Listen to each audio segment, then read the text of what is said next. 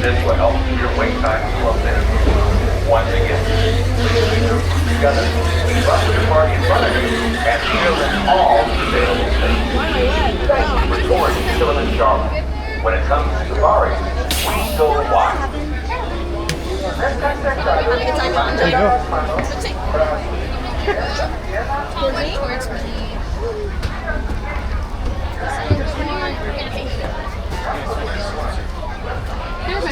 Everybody is welcome, so welcome aboard. Set all day over, make sure your entire party fits. If your right hand's on that right hand saddle, you hold your hands over speed, legs are straight, are gonna slide shut. So I have a lot of baseball guys on the mornings coming, like any sports. I'm a baseball fan. Go Braves. Okay. Asante Sana, or Asante Sana means thank you here in Harambe. Another word we like to say is 28, which means let's go. Jumbo, everyone. My name is Beck. I'll be your safari guide on today's trip around the Harambe Wildlife Reserve. I give you safety reminders. Please remain safe. Keep all hands over speed and legs inside the vehicle at all times. If you guys look above your heads today, you'll see one of Life Spotting Guides showing you pictures of a lot of the animals we can see out there. Not a guarantee we'll see all of them, but hopefully we see as many as possible as we head out there today. Now this is a photo safari, so feel free to take pictures while we're out there. Just know that I can't stop for every single animal. So if there's any animals you really want a picture of, I do suggest having your phones and cameras out ready on a fast shutter speed or a sport mode. I also can't make any stops for any dropped items, so if you have any personal belongings that you'd like to hold on to for the rest of the day, I suggest holding on to them tightly.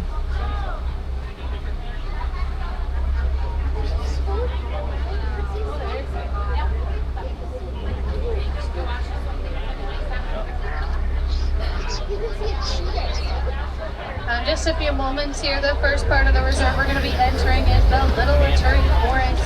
Keyword here being forest. There's going to be a lot of trees, a lot of bushes, sometimes making it a little difficult to spot some of these animals. We'll be trying our best, keeping our fingers crossed as we head into the Little Returning Forest momentarily. Now, a lot of these animals are going to be pretty good at camouflaging. They'll have things like stripes that help them blend in really well with their surroundings. They're also going to be a little bit more shine reclusive than animals we might see a little later on throughout the reserve. So we're going to have to keep a close eye out and hopefully get pretty lucky at finding some animals.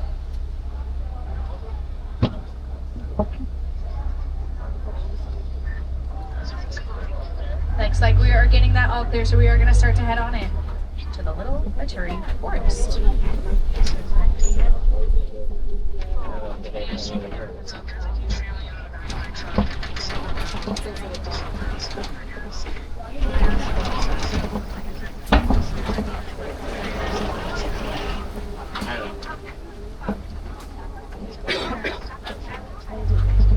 Now we're going to keep on moving here. You may notice that there's a lot of bamboo in the forest. Bamboo is a very fast-growing thing. They're a lot faster than trees, making bamboo products a great alternative to paper products. There's that okapi there to the right. Okapis, they have black and white stripes on their legs. A lot of people think that because of those stripes, they're related to the zebra, when they're more closely related to the giraffe, based on their skeletal structure, tree head style, tongue. But like I was saying, those bamboo products, great for the environment, helps with recycling. It also helps out with habitat destruction here in the forest for these animals. They're really easy to recycle.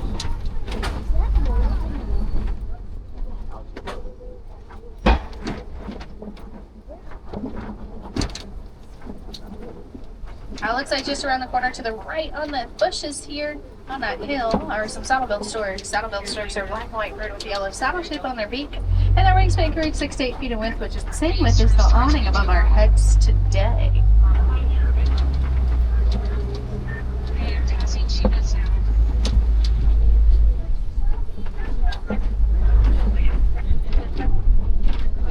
Continuing along this way, I'm starting to see a few more animals. They'll be on our left in just a few moments. You might start to see those bongos. There's at least one bongo there. A couple of them in the corner up there as well. And there's a greater kudu down here to the left in the bushes. All bongos are reddish brown in color. Both male and female bongos have horns that they use to get through thick bushes, and bongos are also often referred to as the ghosts of the forest, as they are shy and great at hiding. But as for that greater kudu, there's a couple greater kudus there. Greater kudus are tan in color. Male greater kudus will have horns and females will not, so we know that those are female greater kudu to the left. As we keep on moving here, we are exiting the Little Witchery Forest, heading out into the Sapi River today. The Sapi River is home to some aquatic animals such as the Nile crocodile and the Nile hippopotamus. Just around the corner to the right, we'll see some pink-backed pelicans. Pink-backed pelicans are the light gray birds with long beaks. They get their pink coloration during mating season, and they have a similar wingspan to that of the saddle-billed storks. They're about 6 to 8 feet in width.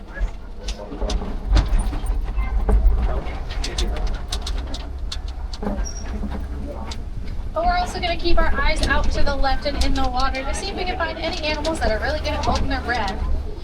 One animal that's really good at holding their breath are the hippos. Now, a group of hippos are called a float, and an adult hippo can reach 5,500 pounds full grown. Hippos, they can hold their breath for several minutes at a time, so they're often found underwater. That's where they spend most of their day. They're able to take short naps under the water, which is pretty cool, and they'll come up for air when they need it.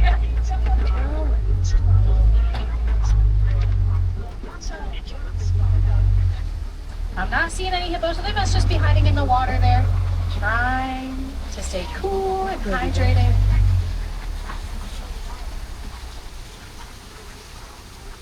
Not now. Right to the left, here's some Nile crocodile. Oh, yeah. Another crocodile. Nile crocodile can reach 60 feet in length and about 500 pounds. Mother and father Nile crocodile will often roll their legs in their mouths to help their babies hatch. Yeah, that's cool. Oh, right there.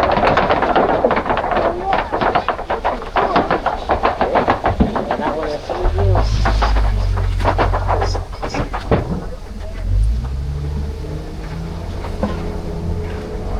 As we exit Sapi River, we're about to head out into the savannah today. And the savannah is home to some well-known animals such as the lion, the cheetah, the giraffe, and the elephant. As a reminder, it's not a guarantee we see all of these animals, but hopefully we see as many as possible as we head out there today.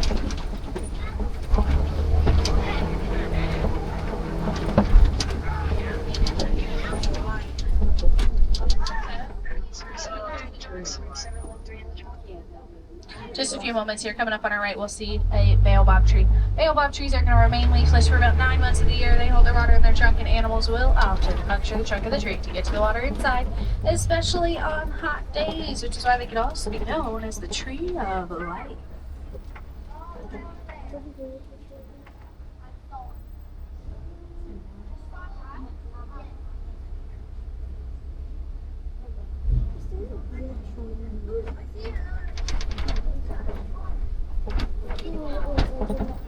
Just a few moments here, we're going to start to head down the hill, and as we do so, there may be a variety of different animals roaming around out there. I'm going to mention the ones closest to us first. The ones out in the distance, I'll mention as we get closer. We'll be getting close to some pretty cool animals out there in just a few moments.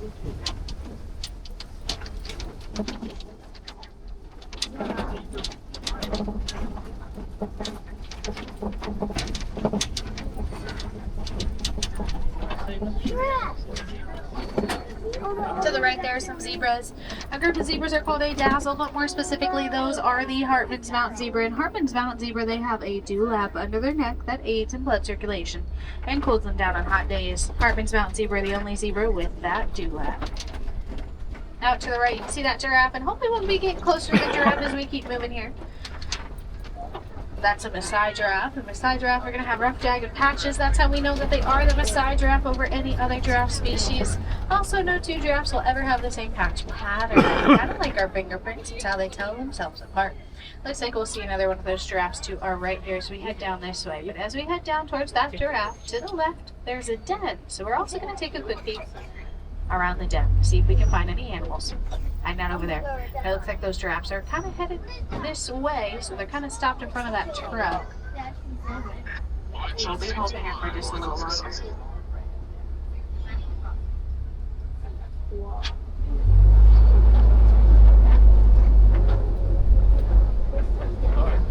So we'll see those giraffes to the right, but we're going to take one quick look around the den to our left. I don't see anything just yet, so we'll have to keep moving here. Giraffes are the tallest animal in the world, reaching 16 to 20 feet tall when full grown. Baby giraffe and firstborn are about 6 feet tall, so even they are taller than all of the baby. And a group of giraffes are called the towers. They tower over the rest of the savannah. But like I said, we're going to take a quick look here to the left. If you look just past that broken down tree branch, behind the den, off to the right, is an African painted dog. You might see its ears sticking up there. African painted dogs are going to have 4 toes per paw. They have a great success rate at hunting as they hunt in packs and run their prey into exhaustion.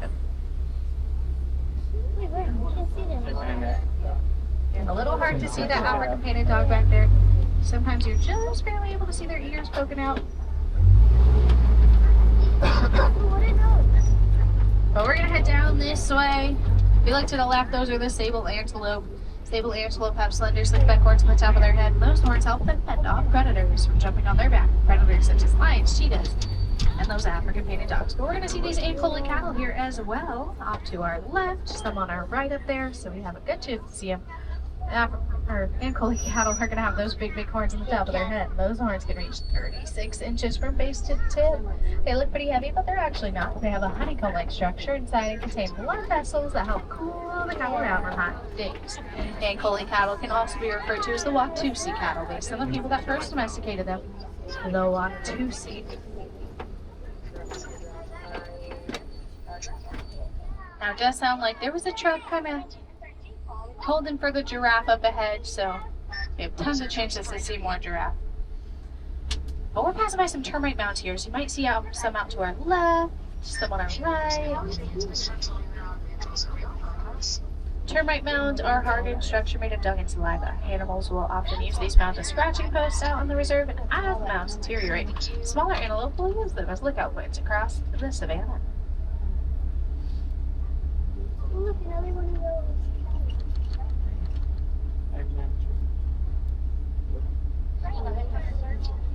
How many giraffes?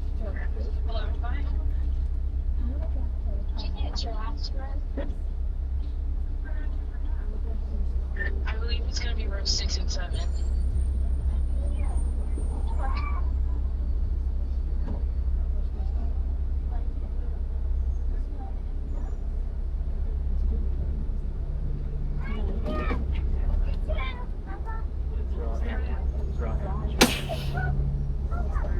Now, as we're waiting for that giraffe to get out of the road, if anybody has any questions, feel free to shout them out. I don't have all the answers, but I'd love to try to answer any questions that you may have. Do you see 18 nearby? I take it on back. She said, I see a PDP train on the road. Yeah, let me know where I'm going, please.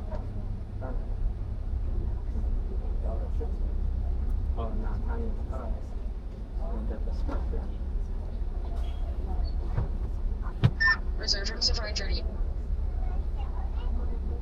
Alrighty, friends, it looks like that giraffe's out of the way now, so we're going to start moving along with all these other Okay, trucks. this truck is still chugging pretty bad and blowing really hot air. I am by wilderness.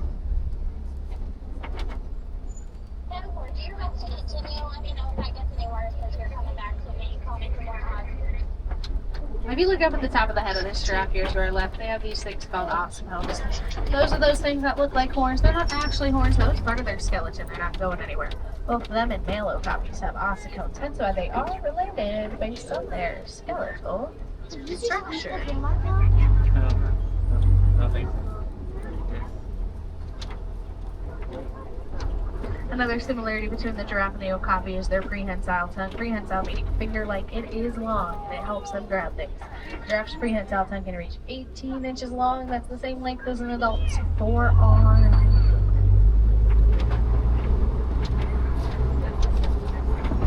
You start to look out to the right here as we head this way. Not only is there another giraffe and another Ankole cattle, you might see those springbok a little further out, kind of by that dirt road all the way out to the right. Springbok are small, brightly colored antelope. They can jump 6 to 8 feet straight into the air, 13 feet taller in front of themselves. To put that into perspective, that is straight through this truck. How do the animals like each other? How do they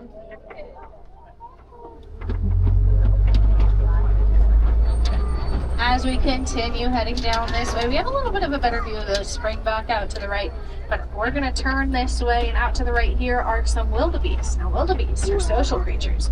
About 1.5 million wildebeest will migrate about 500 to 1,000 miles annually. Now, wildebeest, they can also be called the gnu. That is spelled G-N-U, and it replicates the sound that they make.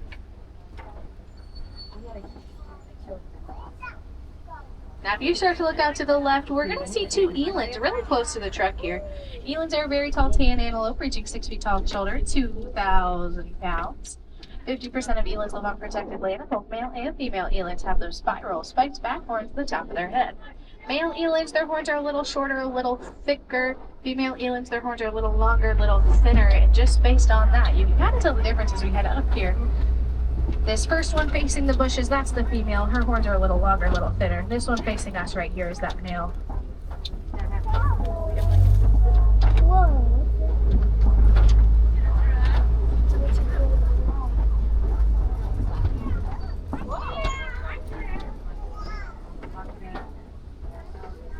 But we're going to start to head up this hill here. At the very top of the hill, to the right and left, are some more of those baobab trees, which, as a reminder, are also called the tree of life. Another name they could be called is the upside down tree, because without those leaves, those branches, they look like fruits in the sky.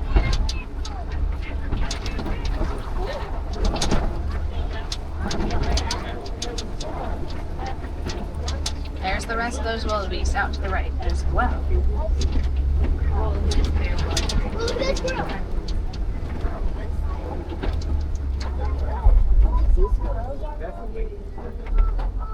Look, squirrel.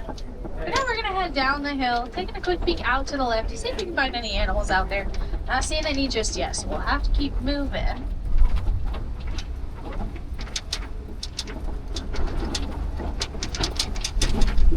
Another one.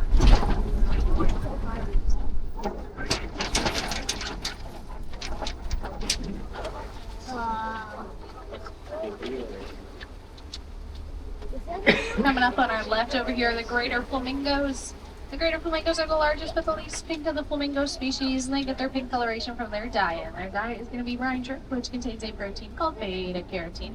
On first hatch, baby flamingos, they are small, gray, and fluffy. They don't get their full pink coloration until about 2 to 2.5 years of age. And a group of flamingos, they are called a flamboyant. So that's what we're going to see here to our left, is a flamboyance of flamingos.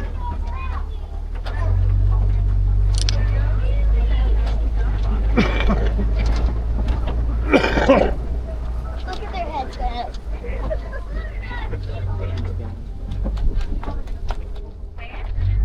Can you? Oh, they're cool.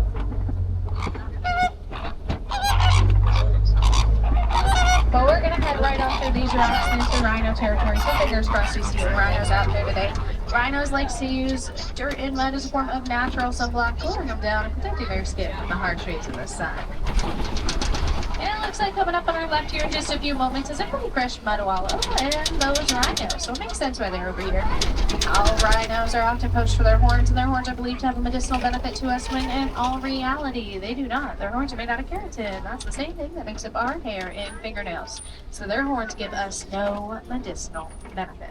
Now these are the white rhinos. White rhinos can reach 5,000 pounds, driven at 35 miles per hour. And they're going to have a wide, flat upper lip, which they use to graze on grass. Now these white rhinos actually get their name from a little bit of a mistranslation of the Dutch Afrikaans word white. Now white is spelled W-I-T, so it kind of looks like the word white, but it means wide. Like I said, they've got that wide upper lip, and that's how they get their name.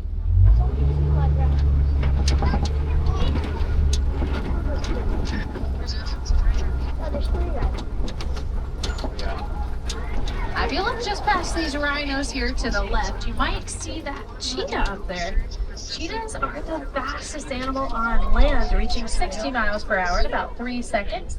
They can't withstand that speed for very long, only about 1 to 2 football fields in length, but they can definitely reach it pretty quickly.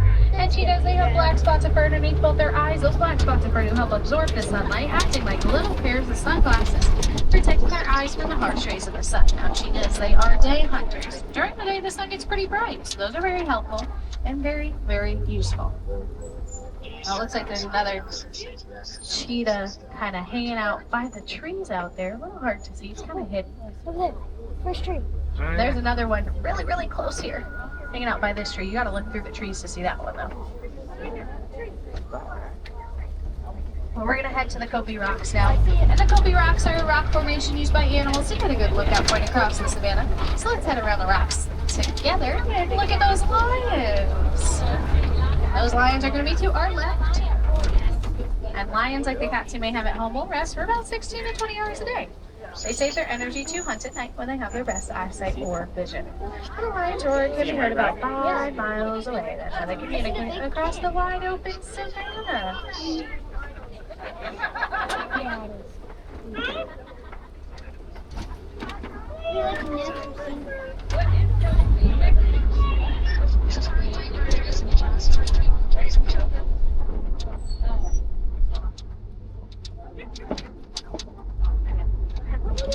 As we head down this way, we'll try to get another good look at that lion, but if you look to the right, you'll see 3 waterbuck all hanging out together here.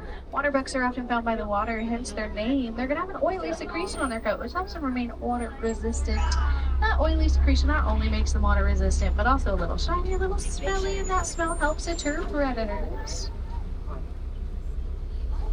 But like I said, we're going to head down and get a good look at those lions.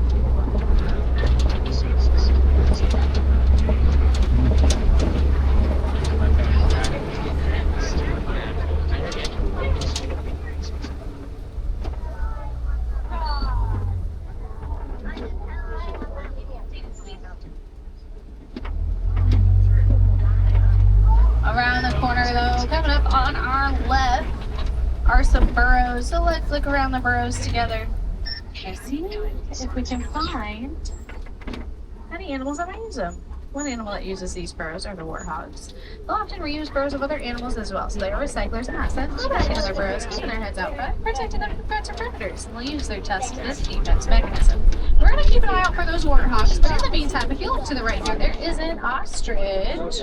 Ostrich are the fastest animal on 2 legs. They can reach 40 miles per hour. They can't fly, but they'll use their wings to change directions while running at fast speeds. But like I said, we're going to take one last look at these burrows to the left to see if we can find those warthogs.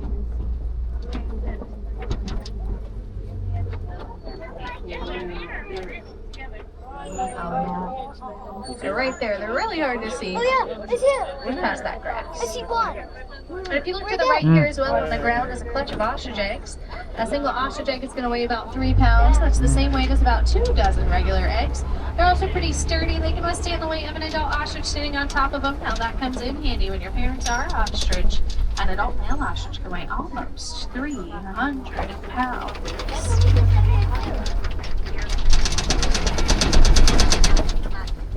Heading over the bridge here, we are exiting the savannah and heading into the Magadi Glen. Now the Magadi Glen is home to the Warden's post here on the reserve. Now the Warden likes to raise some Nigerian dwarf goats that we can see here to our left. These goats are full grown, they won't get any bigger than that, and they do produce a sweet milk which can be used for dairy products and soap making. If you'd like a closer look at some Nigerian dwarf goats, you can take a short train ride over to Rafiki's Planet Watch, where they have the affection section. At the affection section, you can brush and pet some animals, including some Nigerian dwarf goats, some sheep, and some pigs. Now, if you're wanting to head over to Rafiki's Planet Watch, go to the affection section. Just keep in mind that the last train to head over there departs from the village of Harambe at 4:30. So you got about 30 minutes to head over there if you haven't done so yet and you want to. But we're going to head through that final gate, and as we do so, our safari together is coming to a close today. I hope you all have enjoyed the fun, cool animals we've seen. Animals such as the lion, the cheetah, the rhino, and the zebra. Here at Disney's Animal Kingdom, our goal is to help inform guests of conservation efforts that have and can be taken to help save animals around the world. One thing you can do at home is recycle your electronics. Electronics such as your phone, tablet, and computers. These electronics have a mineral called coltan in them, and coltan is a highly recyclable mineral that is mined for in Africa. The mining efforts to get to this mineral does cause some habitat destruction for animals, so if possible, recycling your electronics can help save the lives and homes of animals such as the elephant. But we're going to head through the water here, approaching our unloading dock. So please start to gather all of your belongings. This includes your phone, your keys, your wallets, your bags, your purses, anything that you brought with you onto the truck. Please take with you off of the truck. Do I have any wilderness explorers on board? This is the Simba 1. I repeat, this is the Simba 1. That's the SIMBA and the number 1. If you guys enjoyed the safari today, my name is Becca. I'm from Palm Beach Gardens, Florida. If you're looking for something fun to do as you exit this attraction, there is the Gorilla Falls Exploration Trail, a 15 to 20 minute walking trail where you can go see some animals we may have seen today, as well as some that we haven't. Animals over there may include gorillas, meerkats, sneaking walnuts, okapis, hippos, and many, many more.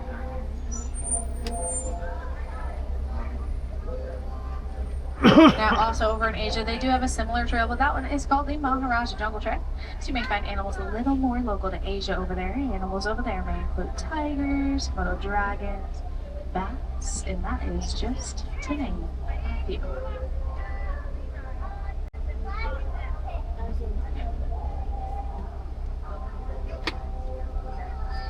Reserve for taxi.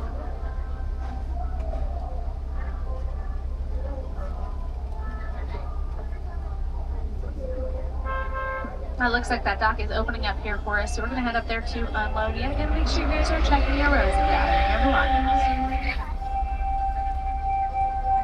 Now here in Harambe, we don't like to say goodbye. That's for two sad and for two finalists. And we say Quadrini, which means to go well. So as we begin to approach this dock and you start to gather all of your belongings, Quadrini friends, go well, go wild, have an amazing rest of your day here at Disney's Animal Kingdom.